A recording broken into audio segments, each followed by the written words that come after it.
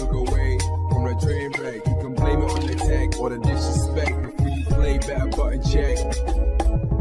Button check. What is up, Butt Check family? Welcome back to yet again a beautiful day of checking these buttons. It is Saturday. The weekend is here. We done made it. Thank you guys for tuning in. As always, chapters down below if you guys want to skip around. And of course, that sub button right there on the race to 65K. Thank you guys for helping the channel grow and turning on them notifications. We got some exciting stuff planned. It's right around the corner, but for now, we got these buttons to check, so without further ado, let's go. All right, now into them first set of Hideaki Itsuno leaving Capcom buttons that need to be checked. So this was posted just today, believe it or not. So he posted it on his official Twitter account. I'm gonna put it on the screen right here saying, I have an announcement for all my followers. At the end of August, 2024 this year, which is today, I will be leaving Capcom after 30 years and 5 months.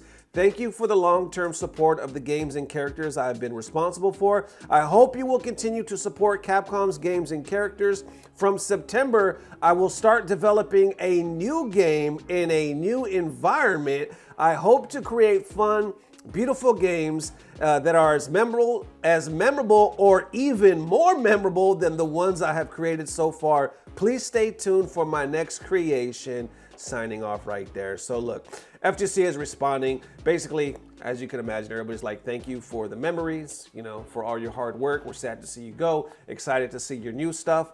And then on the flip side, I noticed a lot of people are kind of speculating, like, why? Why after so long, right? We're talking like 30 years. Would he leave? So obviously you can see there's some conspiracy theories of like maybe there was a big disagreement. He wasn't happy. There was creative differences. And then some are thinking, well, maybe it's just as simple as what he said. You know, as far as like, he's been there 30 years. He simply wants to try something new and leave. So who's to say? And we'll see if we ever find out. But for now, big news. He helped bring us games like what? What was it? Devil May Cry, Dragon's Dogma, and Power Stone, and others as well, right? So a lot of people, you know, gonna miss the work he did in high hopes of the work he's about to do. A lot of curiosity, but for now, you know, this is just breaking today. How y'all feeling? Let me know. All right, next up, it's very discouraging to try to even qualify for the Cap Cup buttons that need to be checked. So a lot of the pros, personalities in the FGC are speaking out. They've been speaking out for a while when it comes to the Capcom Cup payout. And there's payouts in general, you know, with big tournaments such as EVO.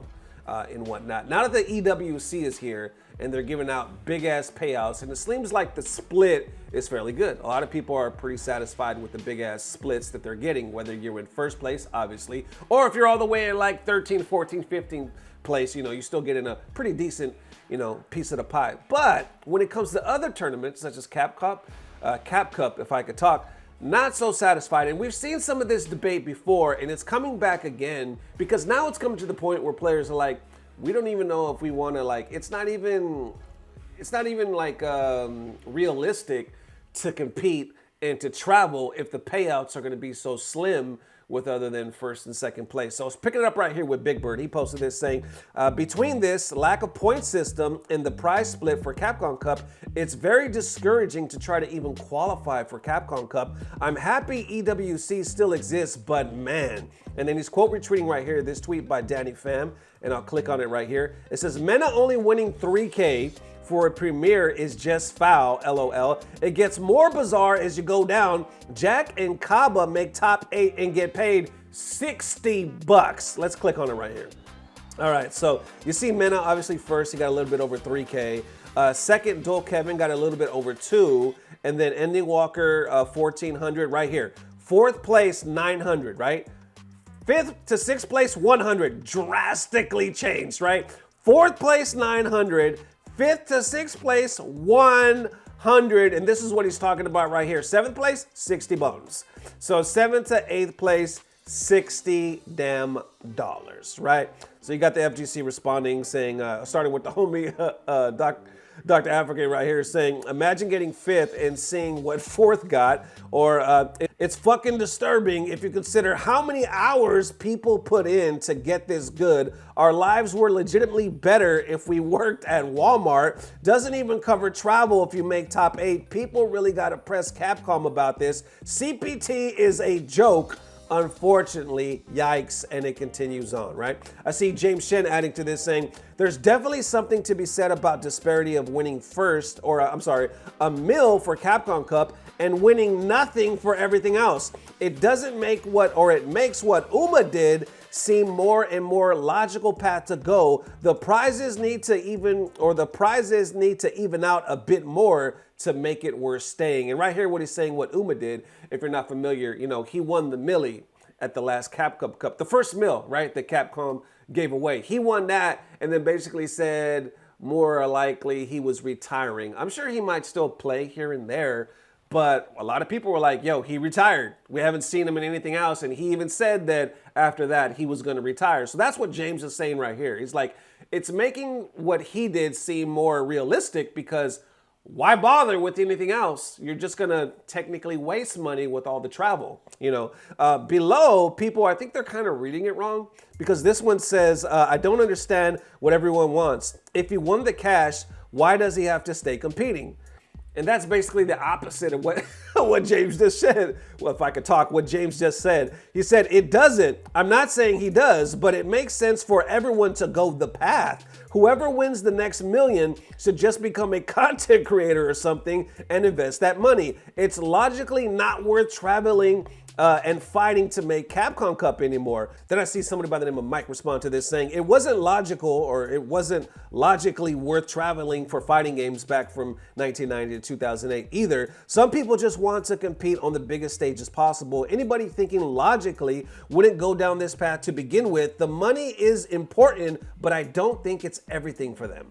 Then wrapping it up right here with Alex Vaya saying, I seriously doubt, because right here they start talking about increasing the pot, right? Or the entrance fee. Because like if we just increase the venue for people to compete, to register, to get in, we could put that towards the pot. Just a little bit goes a long way. Why are we not doing that? Like if we're not messing with Matcherino all the way, which a lot of people think we should be, why don't we at least increase those fees? Then it becomes a debate. Alex Vaya posts on this saying, I seriously doubt $10 to $20 increase to buy in at the major events is going to negatively affect attendance at the Pro Tour titles. We already proved it works for a 256 player 10 years ago. The competitive player base is much higher now, so the payout will help finalists recover some costs. Others kind of responding to that saying it's been suggested, but people are too cheap.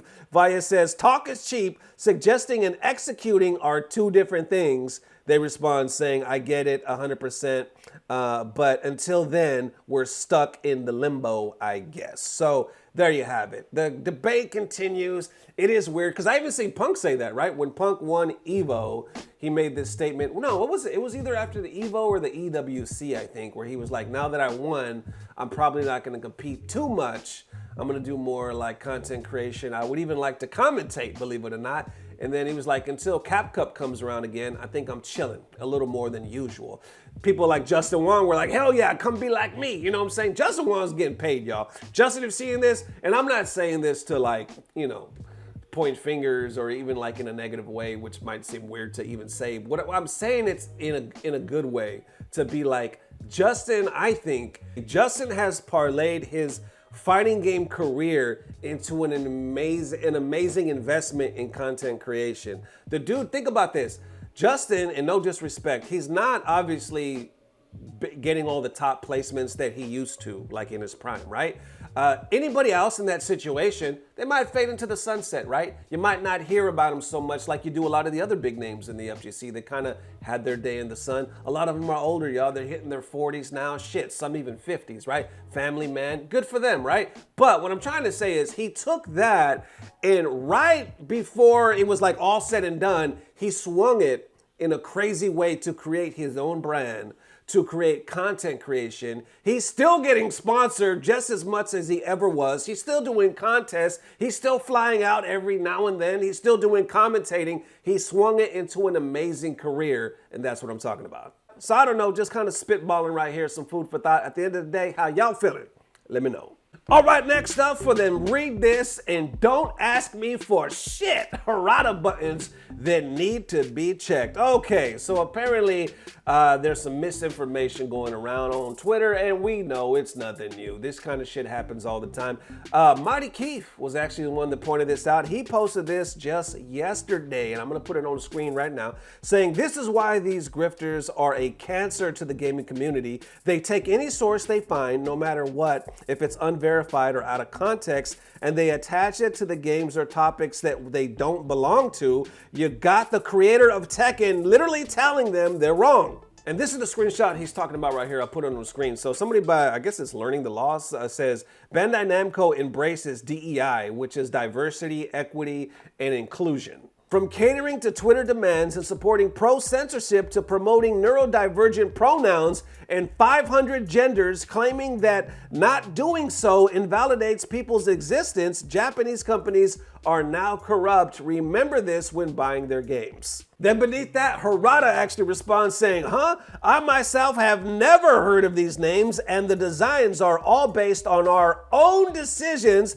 That is also clear if you read the original article and look at Tekken 8. We weigh the community standards against what we want to express, but we don't base our standards on following or not following anything specific. Bam! So there you have it, right? Keef followed this up saying they spread hate and misinformation just as much as the journalists they claim to be at war with. In reality, they are children, angry when something doesn't go their way. They want to make everyone else angry at it as well. Others saying as long as sites like Twitter and YouTube will monetize them for their misinformation, they will continue to grift. It is profitable as fuck right now. Bam, there you have it. And that tweet that Harada that we just read, right? It also, I believe, because somebody else posted this. Let me click on this right here. And they were tagging Harada. So it says Japan and then Korea. Let's click on these screenshots. So it says Bandai localization teams admit they ordered Japanese devs to censor their female character designs. We tell them that this cleavage is a bit too much exposed or the skirt is a bit too short. And then if you click on this next one here, Harada actually responded to that one saying, I myself have never heard to these names and the designs are all based on our own decisions. That is clear if you read the original article in Tekken 8. So that's the one that we just read, right? I see him following it up again right here saying, I'm not responding to propaganda. I'm just asserting the process we actually follow in response to false perception and misleading conveyance. In light of my past assertions, of course, past assertions can be updated and current ones changed. So there you have it, just some more bullshit being cleared up at the end of the day. How y'all feeling? Let me know. And there it is, ladies and gents. Definitely let me know how you are feeling. Thank you guys for the amazing love and helping the channel grow. We will see you again. If not tomorrow, definitely the next day. And like I said, we got something special cooking right here. Believe me, it's finally happening. So thank you guys for the love. I'll see you soon as always. Don't know what it is, but I know it's about to get better. Love y'all forever. Peace. Blah, blah, blah. Subscribe. And now for that time of FGC Bliss. This one right here comes to us basically on that tip of Street Fighter 6, saying people over 25 trying to react to Drive Impact. Enjoy.